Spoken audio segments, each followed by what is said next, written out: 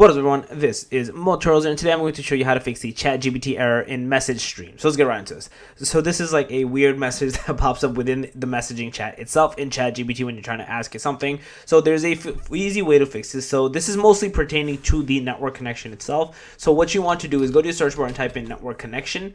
And in here, you want to open this screen. In here, right click into either Ethernet or Wi-Fi, whatever you're connected into, and then go to properties.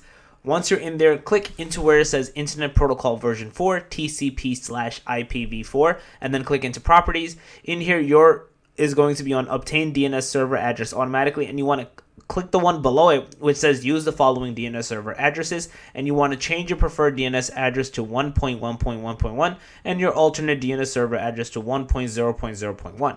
Once you do that, you want to press OK, you want to press close, you want to restart your Windows device, turn it back on, go back into Chrome or Brave or Edge, wherever you're basically using to access ChatGPT or the app itself, whatever it is, right? And then essentially try again, and you should be good to go and not have this error persist any longer. So yeah, that's basically it.